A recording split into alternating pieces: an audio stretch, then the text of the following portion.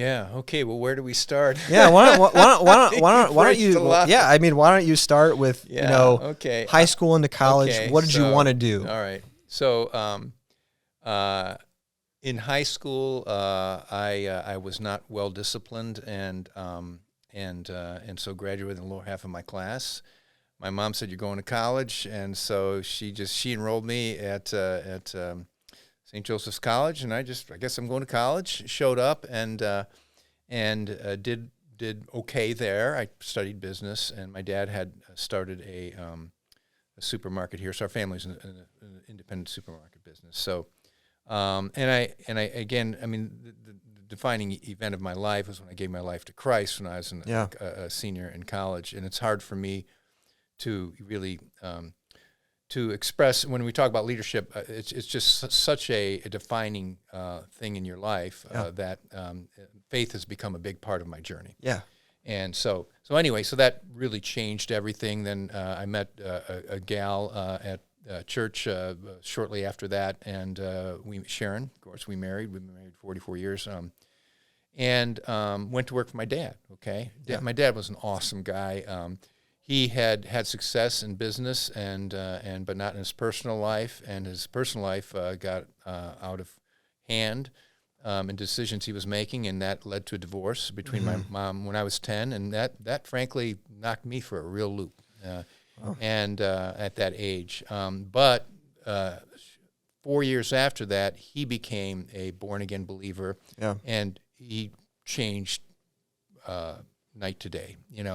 He became the dad sort of I never had, and he was just very sincere in his faith, lived it, was very transparent, just a guy who'd do anything for you. And so I went to work for my dad, and I loved him dearly. But after about 5 years, I thought maybe the Greeks tend to operate very autocratically their businesses, and they do that very well. Yeah. And my dad was first generation Greek, and I thought, maybe I need to expand. As much as I loved him, maybe there wasn't a lot of room for me to grow into this. My brother was in there too, and we got along really well. So I love to learn. So I thought, well, maybe I can go to law school. Maybe I can do this. So I went to law school here at Valpo because I had a family at the time, and worked really hard, did real well in law school, and then had an opportunity. I went out in Indianapolis, worked for the state's largest law firm for about 3 years, and loved that, made some great friends, worked in politics down there because my dad had also gotten into politics, so he was in the state Senate from 80 to 88. So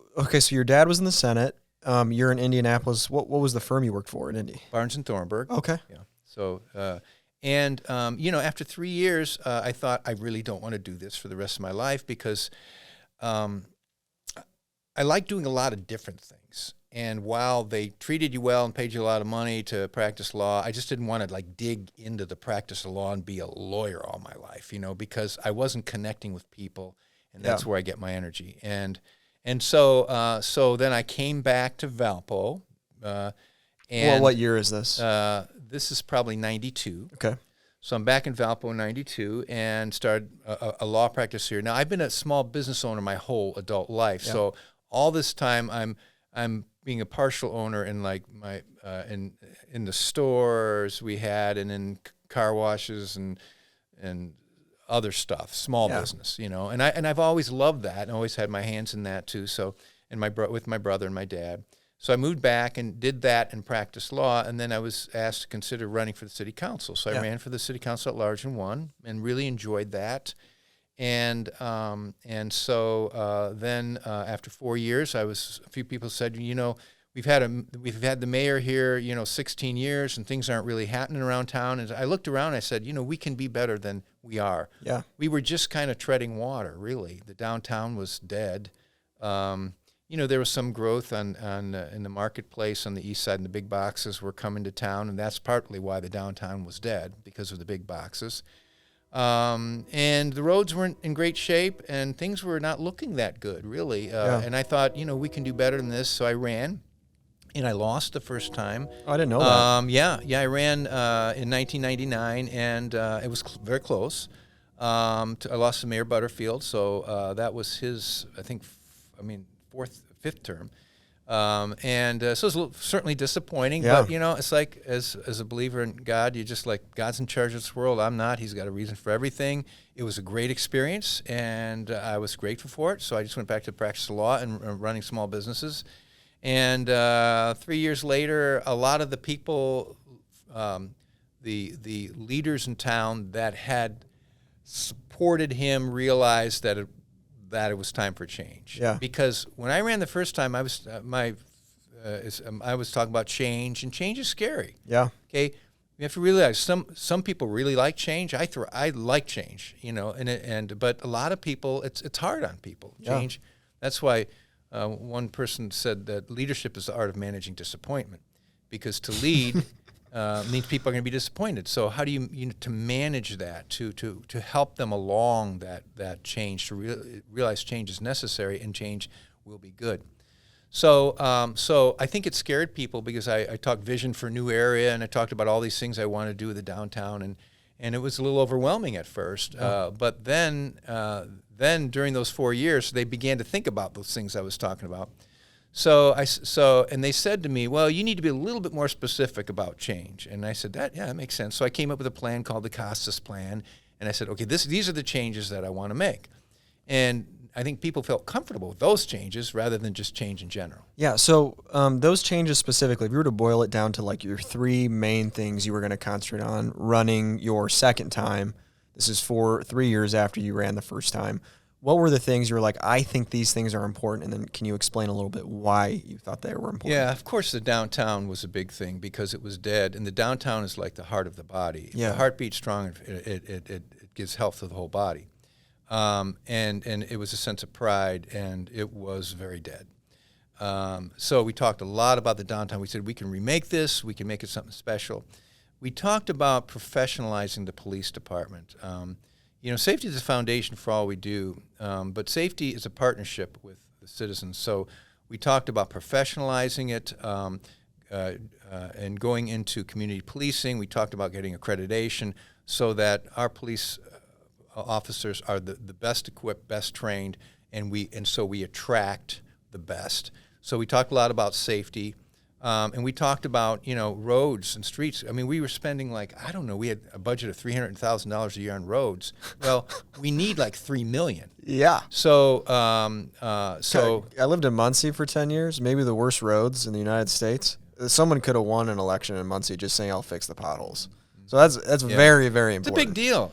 Even now people talk about it all the time. And I think too, the police, it's a very important thing. You said professionalizing the police. It's a really good point, because if people don't feel like their liberties are protected and they're respected by the people who are appointed to secure those things, you're not going to bring in, people aren't going to want to invest in their community because they don't think it's protected. I think that's like a really good point.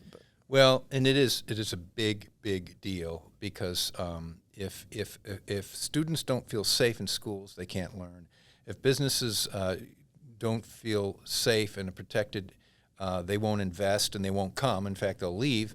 And if people are in their neighborhoods and they don't feel safe, they won't be out and be neighbors. I mean, it is the foundation, but it has to be done well. And so we are accredited. We're one of few in the state that are accredited by there's one independent accrediting agency, and they hold us to the highest standards. They go through all our files, and they make sure that we're not profiling or doing anything like that, so that's a good thing. It's good to be held accountable. So safety, we've always done city services well. So I did inherit that, and so continue to do trash pickup, recycling, brush pickup, all those things, maintaining the streets well. That is a legacy the city's always had, and so I said we'll maintain that.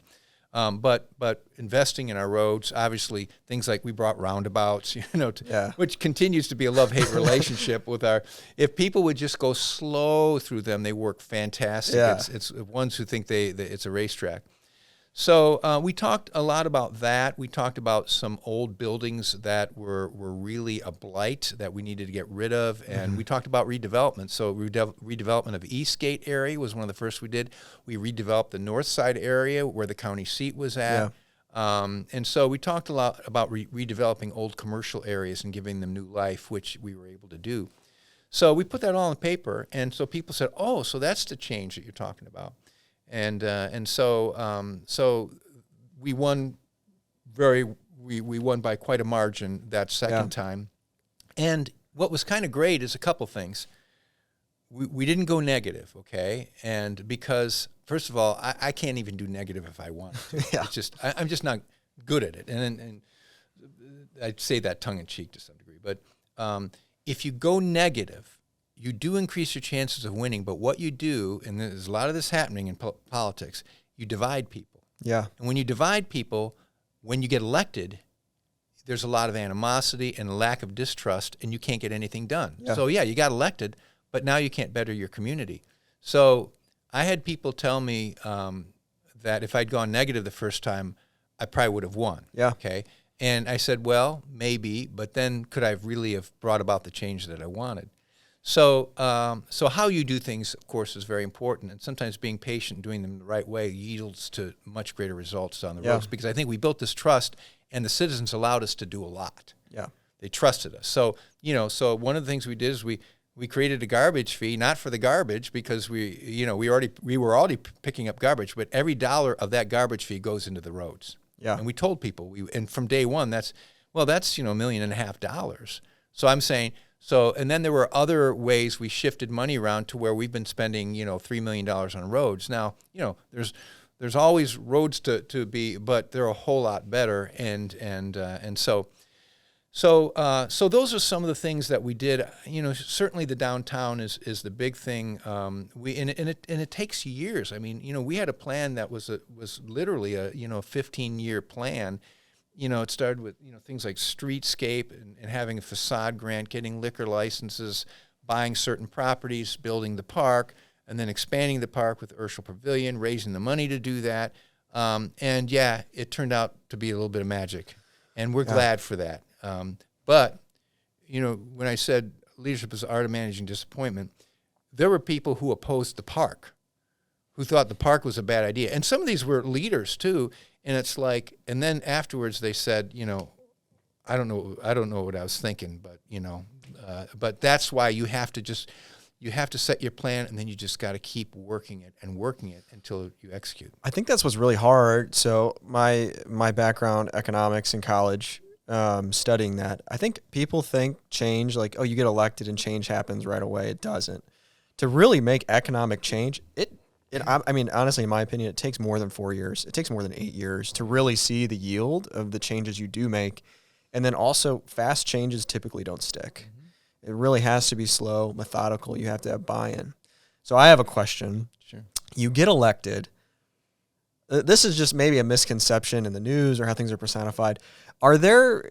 Did people ever come to you kind of asking you like, hey, like, were you ever like, did anybody ever try to bribe you or anything? I was just like, because whenever I think, I got elected, you think about those people come out of the woodwork. This is how things are done. Here's a check or anything like that. Or is it really just, at least at the local level, just normal? It's just not that. Yeah. So I've never been confronted with any kind of graft or opportunity for graft. I just, at least in Valparaiso, I just don't see that really ever happening. Yeah. The challenge is we're a smaller community, and those people that are invested in the community are your supporters, and they're supporting you financially. And people and engineers who are doing work in your community are supporting you, and they have an interest in supporting you in the sense that they're invested in your community just like you are. So what do you do for that? Well, it simply means you don't do anything. You don't promise anything.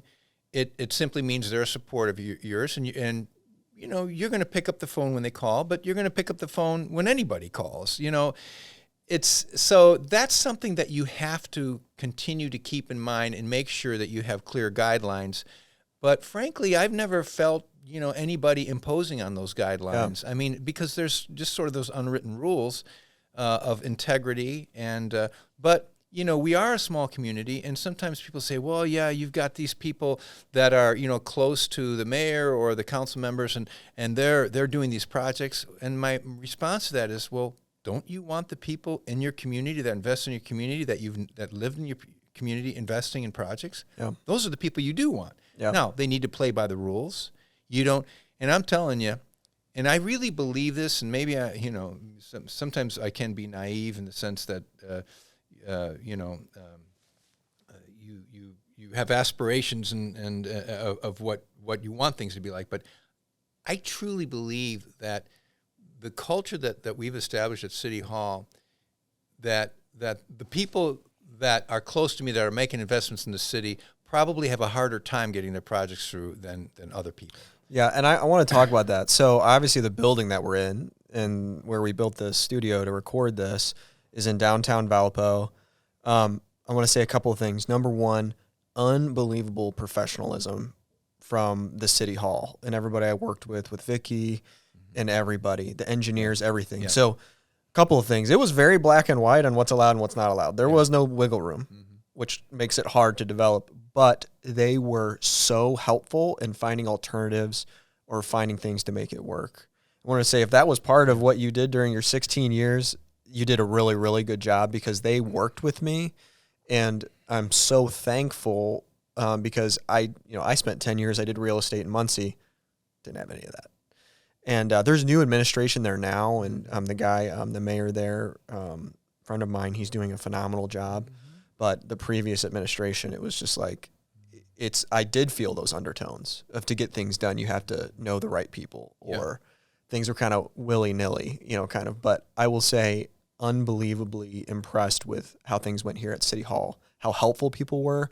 And the one thing that everybody was on the same page is they wanted to make downtown better. So when I said, hey, I've got this old pole barn warehouse in downtown and I want to bring my business here, they were like, we're going to make this happen and we're going to help you make it happen. So just want to say, from my point of view. It's good to have that feedback. And so, this is a leadership podcast. So I'd have to say, and I've been a student of leadership my whole life. I've read a lot of leadership. I have a doctorate in leadership. But I've learned mainly through making mistakes, But I think the number one thing a leader has to do for success is to create a healthy culture in their organization. And here's why. A healthy culture, first of all, will create this balance, between people are empowered and yet they're held together by the values. So the first thing we did with the city is we created 5 values, okay? The leadership team got together and we said, okay, what's the glue that's going to hold us together? Because once we have that glue together, you guys are stallions and you're off running, okay? I'm going to give you overall direction, but I'm not going to tell you how to do your job, and I'm not going to micromanage you, okay? And so let's see. So I'll see how many I can remember. Boldly proactive, respectfully compassionate, creatively frugal, surprisingly responsive, and there's one more. I usually get 4 of the 5, but those are our values. So those are the things we strive for, okay? So if it's city services, how do we be surprisingly responsive? How do we be boldly proactive? How do we be creatively frugal, okay? Yeah. So I'll give an example, creatively frugal. So we went to expand City Hall because we were bursting at the seams. The architects come back and the first is $5 million.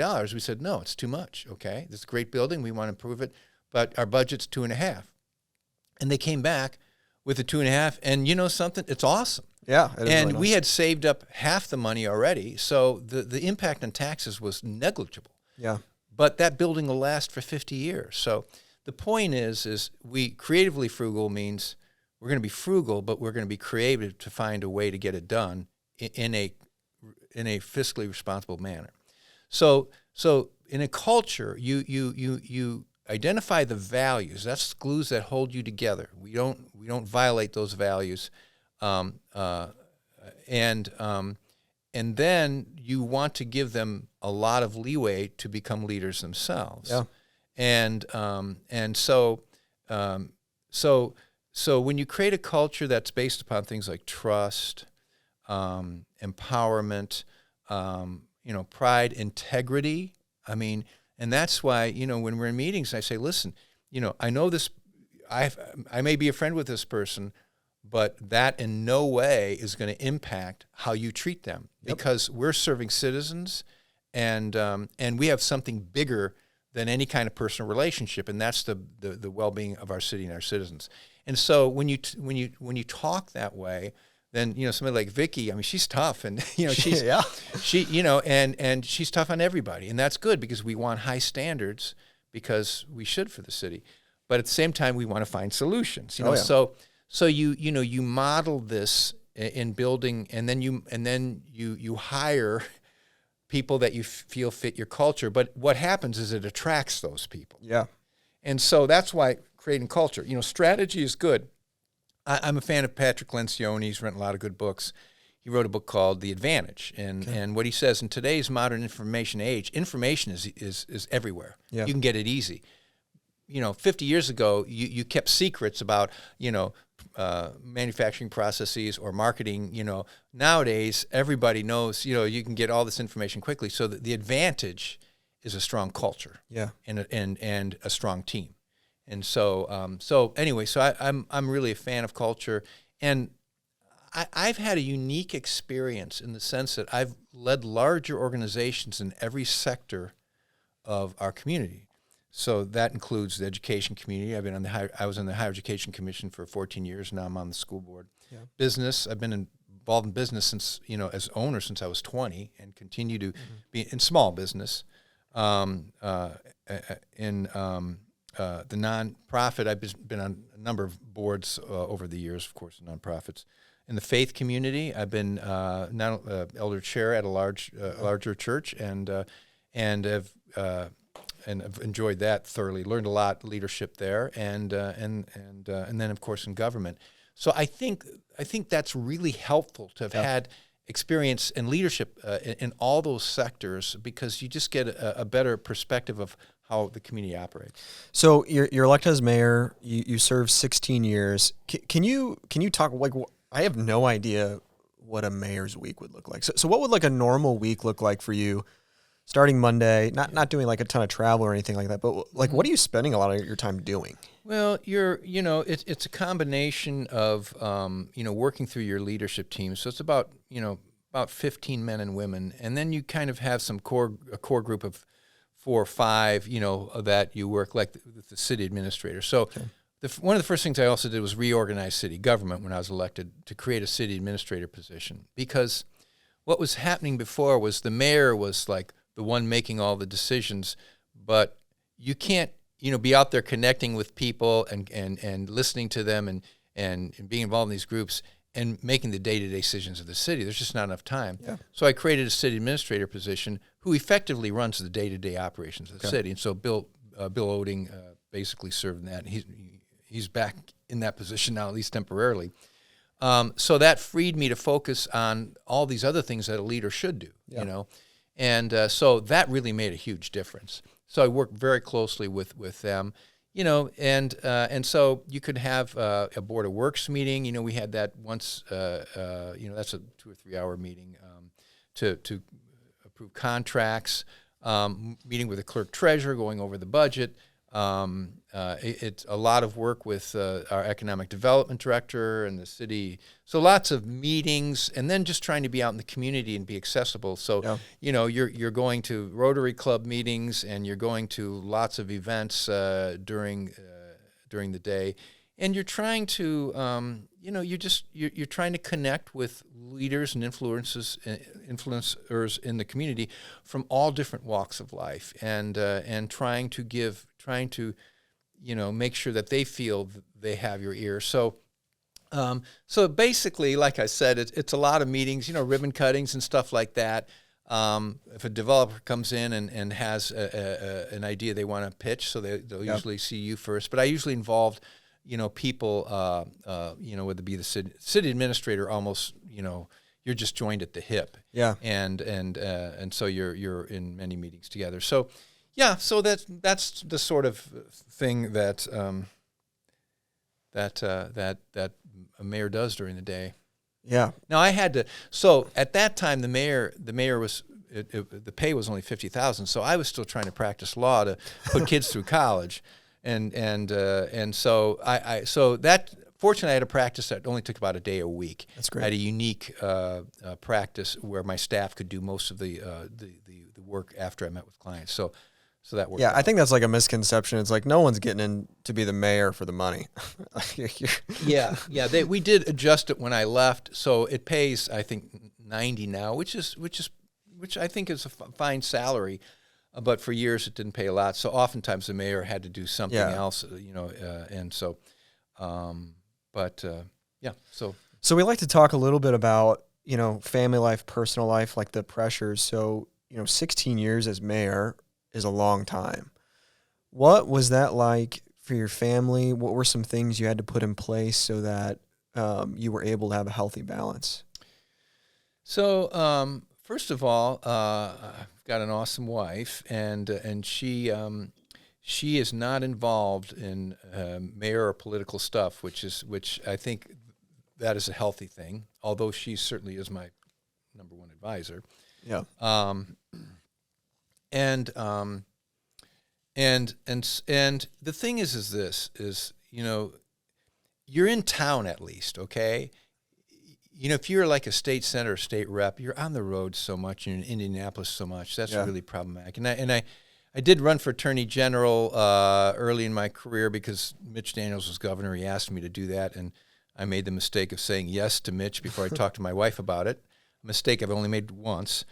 Unfortunately, I lost at the convention, and I'm glad I lost. And because Greg Zeller, I think, did a real fine job, but I would have missed what I think is the best experience a person could have of being mayor of Valparaiso for 16 years. It was a treasure of a political experience. I mean, I don't even want to call it political. And so being here in town really makes it very manageable. And you've got a lot of evening things, but that's okay. You're also in charge of your schedule. It is about flexibility. Yeah. I like to be busy, but if I'm flexible and I create my own schedule, that's all I need, and that's a lot. So you are flexible in your schedule, and again, going to a city administrator position really helped a lot because you just weren't trying to put too much work in one position. Yeah, and so that was a good thing. So reorganizing city government allowed for a more manageable job. So, fast forward, you spend your 16 years as mayor. Walk me through the decision to step down, because you didn't lose an election. You decided, hey, I've done what I've come here to accomplish. I'm stepping down. What went through your mind making that decision? So I think every leader has to be cognizant of transition. Okay, so you're everything is for a season. Everything we do in life is for a season. Yeah. Nothing lasts forever. You need to know. You need a sense when something needs to end. Okay, and every ending is just a new beginning. So I like endings. I have no problem with endings because there's always something new. Yeah. And in this case, I had quite a job in between over the last 4 years, particularly with the church that I helped lead through some challenging circumstances. But in any event, I felt in many ways I had accomplished what I initially set out to do. Yeah. And we had really looked at the Costas plan and said, we pretty much have done that. And so it was a good time to transition. Yeah. Because you have to transition.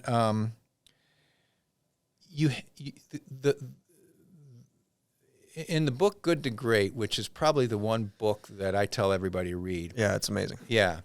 Is the passion is level 5 leaders are two things. They're humble and they have a passion for the organization, for the good of the organization. In this case, the city, and so. So the concern isn't, do I want to do this? It's not about me. It's about the city. And we'd accomplished everything. At some point, we have to transition.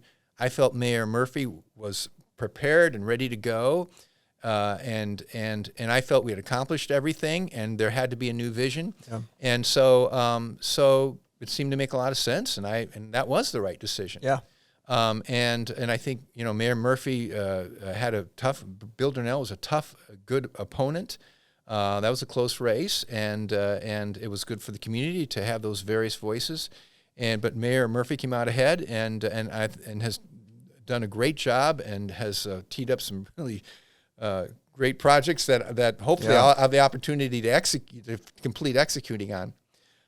So I felt it was a good transition. Now, life is full of surprises, and and then when Mayor Murphy's, we had a transition with his family business, and Urschel made him a full-time offer that, he really, I'm glad he accepted, and it's good for his family because it came at just the right time. I wasn't expecting that, but it left a leadership vacuum. Yeah. And I was at a good time in life in the sense that my role at the church was concluding. They were trying to hire somebody. I'd been doing it volunteer to take it. So that chapter, which was an amazing chapter of learning and growing, was coming to an end. I wasn't practicing law anymore. I was done raising kids. Yes, I'm involved in my family business, but my son really runs them. Yeah. So I'm available, and leadership goes where it's needed. And so it's a matter of, okay, is leadership needed here? And if so, am I qualified to do it? And I answered yes to those two questions. And it's been great. I just love this arena. And I think, what I've been telling, what I feel that, it's different than it was now. National politics, advocacy media, algorithms, they put a lot of pressure on dividing people for the sake of political or financial gain. There's a lot of that going on, Yeah. and I do a lot of, been reading some books on that recently, and it's impacting, and it makes it harder and harder for us to live together with differing opinions, which is what we've been doing since life began. We need to learn to do that. So I feel I'm a bridge builder. I love building bridges outside of my own silo and understanding people from different walks of life and different perspectives. And I feel that that's sort of maybe my major mission now, is to make sure that our city does not suffer from the divisive rhetorics, the siloing, the angry social media stuff that is flowing down from what's happening at national politics and to some degree the national media, because it's a partisan media. Yeah. I'm reading a good book by Chris Stirewalt, who was fired from Fox for correctly reporting on the presidential race. But it's a very thoughtful book, and the book is how the media has changed since the advent of the internet and social media, and basically they're not trying to be moderate, they're just trying to play to their base and get their base more angry, and so they're watching more and more angry at the other side, so they don't, and it's taken a toll. Yeah, there's a friend of mine who was in politics in Muncie told me this saying, and I wanted to get your opinion on it, whether you think it's correct or not correct. So he said, whether you're a Republican or Democrat, when you're running at a local level has very, very little impact. It's really leadership. Absolutely. In fact, many communities don't even run in local parties. So that's exactly right. And because you're not dealing with national level decisions. That's dealt with. You're creating parks, you're fixing roads, you're picking up trash, you're planning. You're providing clean water, and you're running a sewer plant. These are important things, but they're not political things at all. They're very practical, and so we need to make sure that's exactly what this election is about. Yeah, and that's what frustrates me. Oh, Republican, Democrat. It's who do you think is going to take care of your community and who's going to make it a better place? Right. Because it's the parties at this level your beliefs on those other things don't really impact the outcome. Yeah, there's not a Republican way of running parks. I mean, there's just it's all very practical, and I think and I think this is my message. I believe that electing your mayor is probably the most important vote you cast, because it impacts your life on a daily basis. Yes. Okay? And essentially, you need somebody who knows how to run a large organization and work in partnership with the citizens. Yeah. and and if you find a person who's able to do those things, you're going to tend to prosper. And so I think that I'm in a unique situation in the sense that they know what I've done and what I can do, and I've had extensive experience in it. And I love serving the community, and I'm not in this to try to figure out who the next mayor will be. I anticipate, if the citizens will have me, serving at least 2 terms, because if once we set a vision, it takes 2 or 3 terms to carry out that vision. So I've got a lot of energy. I enjoy great health, and I have a voracious appetite for learning and for listening. And in fact, my meetings in trying to hear what people are saying are primarily with Democrats, because I already know what the local Republicans think. Why I'm in that silo. I need to be outside of my silo and reaching out to those in different silos, and that's how you learn, and that's how you grow, and that's how you get a feel for where the community's really at. And that's I was doing that this morning at breakfast, and it was a great conversation, and that's what straightens the fabric of a local community, is those kind of trusting relationships and meaningful conversations. Yeah. So before we get into the Costas Plan 2.0 for what you're running for, what you're planning to do, I want to tap in a little bit because this also is business ownership. You kind of mentioned you and Evan work together on a few businesses that you own together. I think there's a lot of people out there where there's a father, you, and then there's their kids who work with them or work alongside of them. Can you talk a little bit about that journey, and then how you guys work together, and how do you separate that too? Because I think as someone who worked with my dad growing up, it's a hard one. It is tricky. It's a double-edged sword. It's wonderful to work with your family, but you have to be a family too, and it complicates it. Yeah, because you're business partners and you're family members, and you always have to keep that in mind. So, what we try to do is, first of all, on the weekends, when we're together as a family, we try not to talk business hardly at all. Yeah. And then we realize that as a family that we have to communicate better than business partners have to do, because we're maintaining both of these relationships. It is. Evan's a great business partner. That's a plus, because sometimes your family isn't the best business partner, or maybe even with my dad, it's not like we didn't get along. It's just his style of leading an organization just limited sort of my opportunity, and that's okay. It allowed me, and he celebrated. He was always my biggest fan. He celebrated, my venture out into law school and other things. So I think just making sure you're communicating well and realizing that you have both of these things, and family first, and that you just try to make sure when it's family time, and it's been a real joy. I think I can say for myself, I hope Evan, and I think Evan feels the same way. So, getting into your 4-year, running for mayor this next time, can you give us quickly your points? Costas Plan 2.0. Yeah, okay, so here's the thing. Okay, what does a leader do? Okay, first of all, culture is the biggest thing, and people, because those two go together. Okay. The other thing is vision and strategy. Those are the, you can say culture and people. I kind of put those two together. Yeah. Okay. And then the other is vision and strategy. So, vision, where does vision come from? Okay. People say, oh, he's visionary. I'm not inherently visionary. Yeah. What I do is I'm somebody who is able to listen to a lot of voices and then sort of put this all together. Okay? Yeah. Vision to me is organic.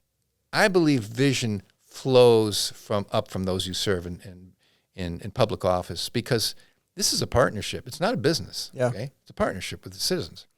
So I'm here to serve them. And so if I come in and say, oh, I've got a vision from the city, no, it's the people's vision. And so this is a unique situation. Right now, Mayor Murphy has created a vision through some large projects. Yeah. And they're solid, they're big projects, they're transformative projects. The first thing that I need to do is execute on those well. Yeah. That's job number one, okay? While I'm doing that, hopefully I'll have that opportunity. While I'm doing that and doing that well, okay, I will be listening and in partnership with the citizens, forging the next vision, okay? And so that will take shape at that time. Now, I've got some ideas, but that's just part of the vision, about what I want to do. You have to give it time. These things, you can't hurry it and say, oh, we're going to sit down in a 2-hour meeting, come up with a vision for the city. No, it's through many conversations, many meetings, and then things bubble up, and then it becomes clear over time. So I think by the time we're done executing some of these projects in the next couple of years, that vision will begin to become clearer, and then we can articulate it, and then we'll do a new strategic planning process to give it flesh and bones, and then execute on that strategic planning. So that's how I see that playing out. Yeah, and I wanted to say some of this is actually, I wanted to talk about it when you were talking about working with Evan and your other businesses. I think this is a misconception of people who are like, oh, John owns businesses in Valpo and he takes on the mayoral role to benefit himself. Number one, all of your establishments that I've been into have been by the book all across the board. But I remember this from my finance class in college. My finance professor said, I only invest in companies where the CEO, almost all of his pay comes from his stock appreciating or going up. And I think you want somebody who's like, I have to go through this process like anybody else, and this worked well and this didn't work well. And you want to add value to yourself and to the people of the community. I think it's like a really important thing to have somebody who's invested already, and it's like and also personally benefited by good policy.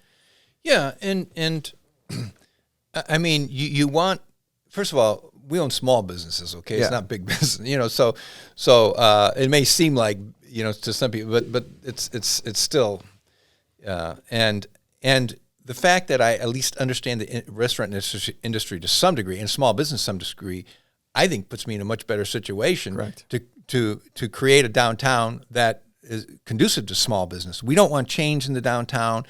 And it's really cool how there's 4 or 5 or 6 sort of families that own a number of the restaurants, and others. There's opportunity for others to come in and do a good job, and it's awesome. It's in a small, in a small community, you're just going to have some of that, and you just have to trust that the rules are being applied across the board to myself. And I think we've created a culture of that. And in fact, I've had to forego benefits others. For instance, we did our little burrito place. We put a lot of money into that, and we didn't take a facade grant because it was too controversial. Well, that's $25,000 out of my pocket. That's okay. That's the price of being mayor. At the time, that was half my salary. But I'm just saying, so in some ways, you can say it benefits you. In some ways, it hamstrings you, because if it's the mayor's business, first of all, he may not take advantage of that, and then second of all, do you not think that the administrators are going to look more closely at that sort of thing? Yeah, and they should. So it's just, that's the tension that's there, and in business, there's a lot of talk of transparency, in the city. Every decision is made in public meetings, and so there's severe conflict of interest rules that we have to abide by carefully, and rightly so. And so when we celebrate that, we celebrate integrity, and I think that's the reputation that we've earned over the years. That's great. So closing out this interview, I like to ask, where you are now, go back maybe to the beginning of your career or beginning of when you started running for mayor the first time. What advice would you give yourself? What things maybe did you concentrate on too much that you shouldn't have, and what is something that you didn't concentrate on enough that you wished you would have? So that's a tough question for me, and I'll explain why. I'm not really good at reflecting back. I'm always good at looking forward. I'm good. I'm and I don't, and I wish I were better at that, because And sometimes it's hard to say, oh, I should have done this. I mean, it's like it's a process. You can't do that until you learn it. And so I think I'm better at explaining what I've learned over the years, and maybe I didn't know it as well. I certainly didn't know it as well back then. You know, when we talk about culture and how, I know it's more important now. I see that as clearly I can articulate that, saying that's the most important thing that a leader does, is create a healthy culture of integrity, of empowerment, of collaboration, Yeah. of honest conversation. Okay, you know, I get them in a room and I say, listen, you can criticize, you can say anything you want about me in this room, okay, and I'm not going to get offended because those things need to be said. And I want people to have a candor in a meeting because I may be wrong. Okay, I'm often wrong, and that's how we get to a better decision when you challenge my. So you want to create this empowering culture where people feel comfortable saying whatever needs to be said, and even holding me accountable. I need to be held accountable to my people. When they feel that, then they're truly empowered, and then magic happens. So I think I've just come to understand that a lot better, and maybe getting better at that, and knowing, you know, that a lot of leaders think they need to micromanage every decision. That just kills, you know, that just people that want to grow and lead just leave. Yep. And you don't attract them, you push them away, and so and then you start manipulating it's, you know, that's wrong. So. Yeah, so that's it's hard for me to look back and say, I guess I wish I would have known, because I don't know that you could have known until you went through it and learned it. Yeah. And I would just say, you know, being a lifelong learner, I just, you know, and we've got a lot of those around here, and it's so awesome when people are just, I mean, I went back to school while, you know, and I just finished, you know, my doctorate a couple of years ago. So I've been in school 6-7 years before that, constantly writing papers late at night, but I was learning, and learning in that realm affects you in other realms. And so constantly learning is just, it's a joy. I think it's a gift from God that we can learn, and it's fun. So I encourage our students and citizens to be lifelong learners in whatever interests them. Well, thank you. John Costas for Mayor 2024 of Valparaiso. I really appreciate you being on, and, you know, I really do wish you the best and going forward. Great to be with you, Zach. All right, Wish you well. Thanks. Awesome. That's it.